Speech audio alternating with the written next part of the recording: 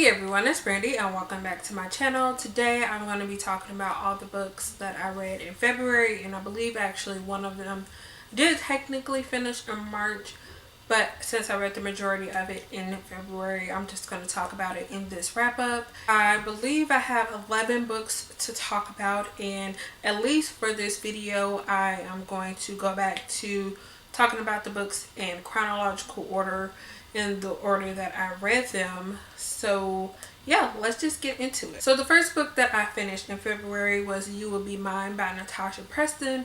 This was a book that I received an eARC for review, and I got this one from Inkslinger PR. And I do have a written review up for that already if you guys are interested in checking that one out. I have heard a lot about Natasha Preston, or I have seen her books around before. I don't know if I've ever actually heard anyone talking about them, and I will say that honestly I was a little disappointed in the way this ended up playing out. I will say I enjoyed the plot of the story that kept me gripped because I was really close to DNFing, just because one, I really did not like the writing style at all. I felt like it was really, I just felt like it wasn't really good, and I hate saying that, but I was not meshing with the writing style at all. Not only that, I felt like the part with the investigators and everything that the investigators did just were unbelievable. We knew that these students were being threatened, and they were basically like, we're gonna have you go out tonight like normal and see if we could catch whoever this guy is. Or I think the character received a note to go somewhere alone, so they was like, yeah, we're just gonna put a mic and a camera on you, but you're gonna go in alone and we're gonna try to catch this person. And I was just like, what? Who? That's not how it works at all. When have you ever watched something where they're just like, yeah, we're gonna send you in even though we know that they're after you? And I was just like, I didn't like that at all. And then also another thing that really bothered me was pretty early on, the cops, usually they're like, can you think of anyone who might have might have problems with you, or any of these people who might have done this, who, anyone you could think of. So one person suggested that it might be a guy that she rejected the previous year. I think he tried to kiss her or something, and she rejected him. And then not long after that, he ended up leaving school. So they basically tried to make it seem like, one, he left school because she rejected him, which I found really hard to believe, even though they still, I think, tried to make it seem like that. But I think that's crazy, because I can't see any guy dropping out of school because a girl rejected him. We're going to move on from that. And two, everyone just went on and agreed with that one person. Like, no one thought about anybody else who it could possibly be. And everybody's just like, yeah, it has to be him. It has to be him. And then it got to the point where even the cops was like, yes, it has to be him. This book frustrated me so much, if you guys can't tell. I think I'm going to keep most of this in here. And I edited it out just because I was so frustrated while reading this. I could not believe the way things are happening. I was just like, this doesn't seem like the way things would normally happen. Like, who thinks like this, is what I kept thinking. And I kept reading because I wanted to figure out who it was. And I will say that I guessed who it was, like, towards the very beginning. I just spent way too long talking about that book, but I ended up giving this one a 2.5 out of 5 stars. But overall, it wasn't my favorite book, and at this point, I don't think I'll be reading anything else from this author, sad to say, but it wasn't the best for me. The next book that I finished was Twisted Fate by Jesse Elliott. This was another book that I received for review, and this book follows a girl named Aurora. She is in her last year before getting her business degree, And at the very beginning of the school year, she gets invited to a party by one of her new classmates. And she decides, since it is the beginning of the school year, she's going to go out and enjoy herself. And she goes out to this party with a couple of her friends. While she's there, something ends up happening and she gets mistaken for someone else.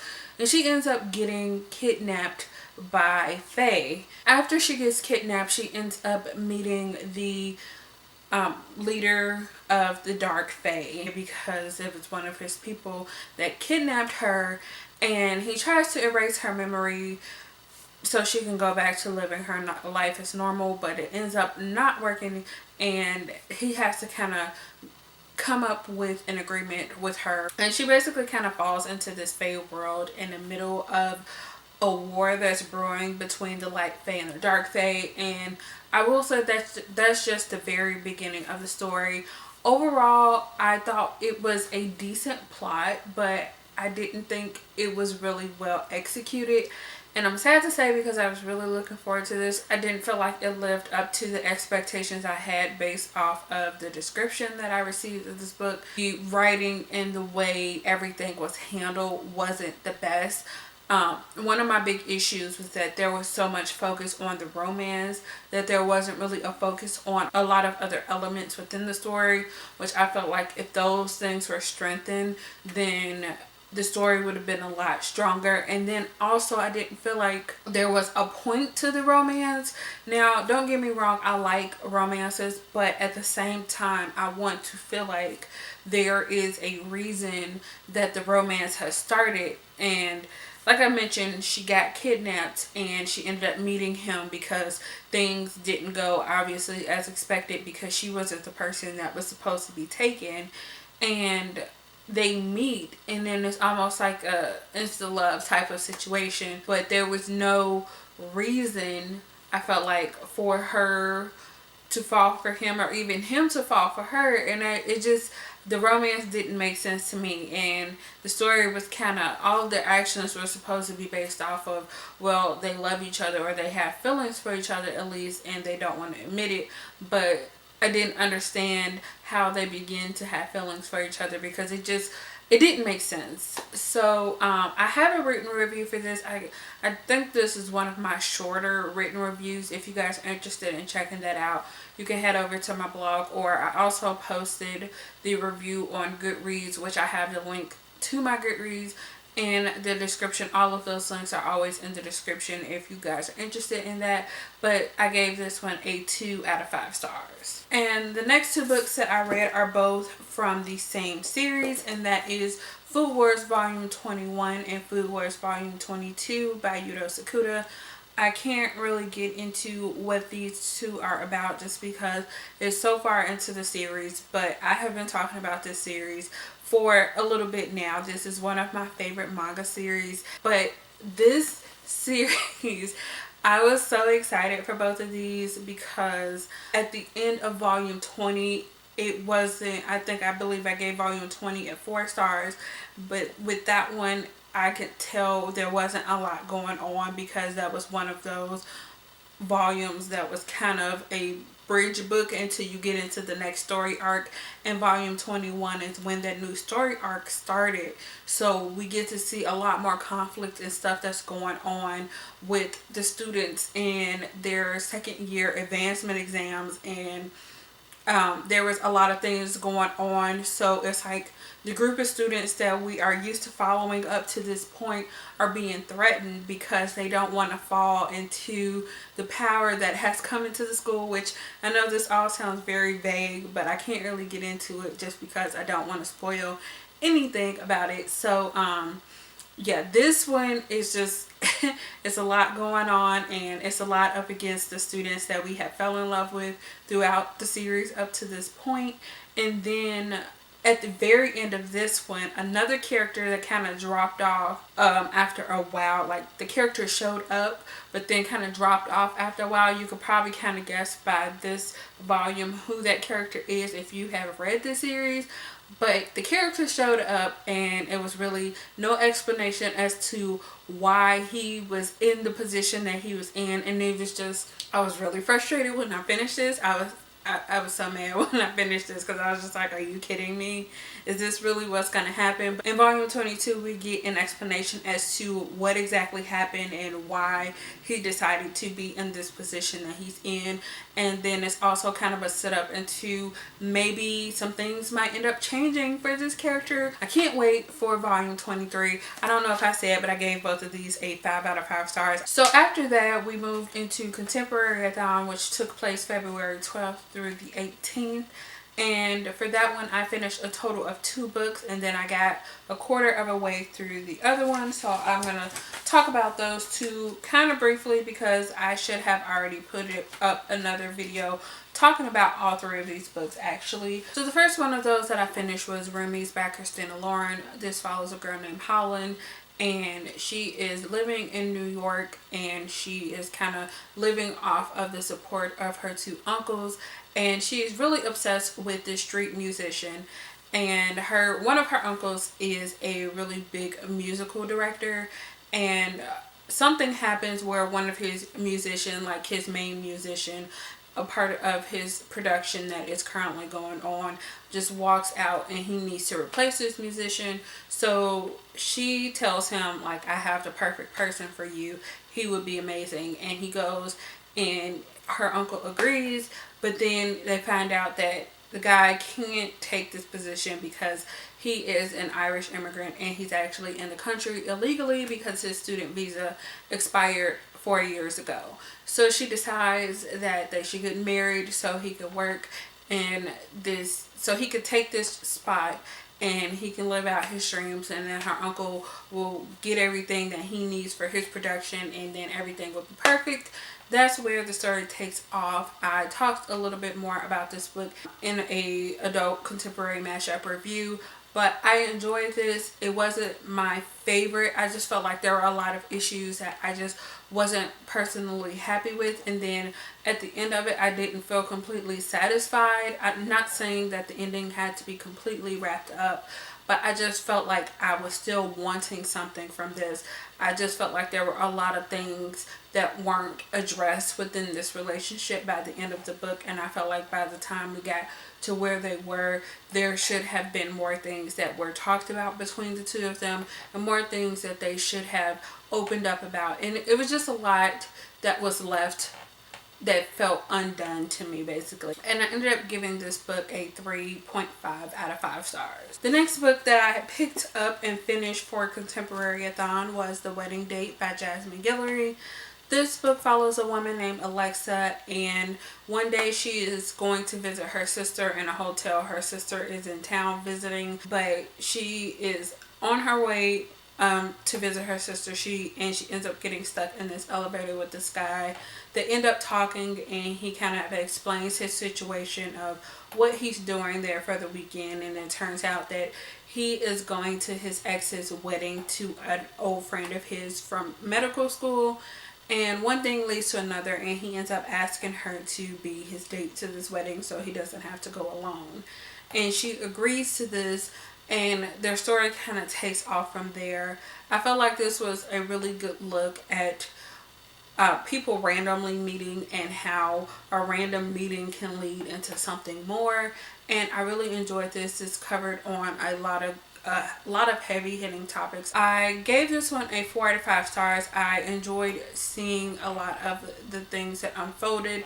I like being able to see her challenging his privilege within this relationship and getting him to notice some of the things he might not have thought about before that he could have gotten away with just because of the color of his skin. I had some issues, obviously, which is why I didn't think this book was perfect. There were some pacing issues. I didn't necessarily care for the writing all the time. I gave this one a 4 out of 5 stars. Okay, so I just realized that I got some things mixed up. I don't think I read Ramiz for the Contemporary-a-thon. I think that one might have been the last book that I finished before Contemporary-a-thon. The only one of those 2 books that I just talked about that I finished during Contemporary-a-thon was The Wedding Date. So sorry about the confusion for that. But the other book that I did for sure finish during Contemporary-a-thon was Lost for You by Jane Frost. And this is another book that I received for review. I have not actually written my review out for this one yet, but I will be doing that this week, and this the written review will probably go up later this month. This book was told in dual perspectives, following the two characters, Chase and Taryn. They are both connected to the music industry within the world of this book. I will be honest and say I really don't remember too much about the story. I'm sure once I look over my notes that I took as soon as I was done reading, I will remember some things. But right off the top of my head, I can't really think of what happened for the most part. I just know that at the start of the story, they end up meeting in this coffee shop by chance, and from there they kind of start this really intense, really quick romance, and it builds really fast, but then there are things going on in both of their lives. I ended up giving this book a 3 out of 5 stars according to my notes. And the next book that I picked up was actually a reread for me, and that is The Hating Game by Sally Thorne. I decided to keep my 5 out of 5 stars because I thought that this was still really enjoyable. The next book that I finished was A Princess in Theory by Alyssa Cole. This was another book that I talked about in my mashup review, so you guys can go and check that out for more information about the book. I really enjoyed this. Like I mentioned in that review, there were some things that I didn't necessarily like. The pacing at some points were not my favorite. I felt like it was really slow. There were some parts that I wish I would have gotten more of and less of in other parts. I gave this one a 4 out of 5 stars. Like I said, you can go check out my mashup review for more information about what I thought about this. So I only have 2 more books to talk about. The second to last book that I finished in February, which is technically actually the last book that I did finish in February, was Mufaro's Beautiful Daughters by John Steptoe. And this follows Mufaro's 2 daughters. Their names are Manyara and Nyashi. I believe that's how you say them. And he says he has the most beautiful daughters, and Nyashi is the sister that is known as being kind as well as being beautiful, but the other sister, Manyari, is the sister who is selfish and self-centered and just basically a really nasty person inside. And the story starts when the king makes a declaration saying he's going to take the most beautiful and worthy woman to be his wife. So Mufaro decides that his 2 daughters, he can't choose between his 2 daughters, so they're both going to go off to meet the king, and the king is going to make the final decision. And of course, Manyari, the selfish sister, wants to be queen, so she sets off on her own to try to go meet the king, to try to, you know, become his wife and become the queen. So I mentioned this when I was talking about this in my Black History Month recommendations video, but I had this book growing up, and I ended up just getting another copy because I didn't know where mine was, and I didn't really remember the story before rereading it, but I remember a lot of the artwork, and I think this is a really good story. It teaches a lot on pride and being selfish and self-centered, and I just thought this was really amazing. And the last book that I have to talk about, which is the one that I actually finished in March, was Baby Daddy by Kendall Ryan. This was the last book that I had received for review. So I do already actually have a review up for this one. It is up on my blog as well as Goodreads, like the other ones that I have already posted, if you guys are interested in checking that out. But this follows this girl, and I feel terrible because I just finished this not that long ago, but I cannot for the life of me right now remember characters' names. The main female character, she's actually on her way to the sperm bank. Her life has not gone in the direction that she has wanted it, and she is currently alone. I think she's like in her mid-30s, and she wants a family, but like I said, she is alone, so she decides to go to the sperm bank to, you know, have her first appointment to talk about her options for artificial insemination. And she ends up getting stuck in an elevator with this guy who's actually on his way to work, and he finds out what she is on her way to do while they're trapped in this elevator, and he ends up offering to help her out the old-fashioned way. Basically, he decides that he can be her baby's father. He doesn't want any of the responsibilities. He just wants to have a good time with her, and then she'll get her baby, and, you know, they'll both be happy with what they, you know, they'll both get what they wanted. So yeah, that's basically where the story takes off from. I have mixed opinions about this book, I will admit that. And Baby Daddy, they did not know each other. They had met for the first time when they were trapped in this elevator, and it quickly escalated. I don't know if it's just because maybe my reading tastes are changing a little bit when it comes to my romances, but I found that to be a little shady, if I'm being honest, because I was just like, there are so many things that come with making a baby, and it's not just based on appearances and attraction. Yes, those are two important things, but I feel like you don't know what is coming from this. You don't know who he is. You don't know what's going on in his life, what his past is like. You don't know anything, and I felt like she did not take enough time to really think about this decision. It was just really weird, but honestly, I wanted this for review because the overall concept sounded interesting. So I got over that part, and after I got past that part, I felt like it was an enjoyable read. I will say though that I felt like we could have avoided a lot of issues if they would have talked to each other, which I felt like was an issue with each of the romances that I read this month, which was basically the majority of my reads for this month. There could have been so many issues avoided if all of these characters would just talk to each other. I ended up giving this one a 3.5 out of 5 stars. Like I said, it was for the most part a really enjoyable read besides those things and maybe a few other things that I had some issues with. But I think if the concept sounds interesting to you, it's worth checking out. Those are the 11 books that I read during the month, and one that I read half of, or a little under half of, during the first day of March. But if you have read any of these books, let me know what you thought about them down in the comments. But that's all I have for you guys today. Thank you so much for watching, and I will see you guys again in the next one. Bye.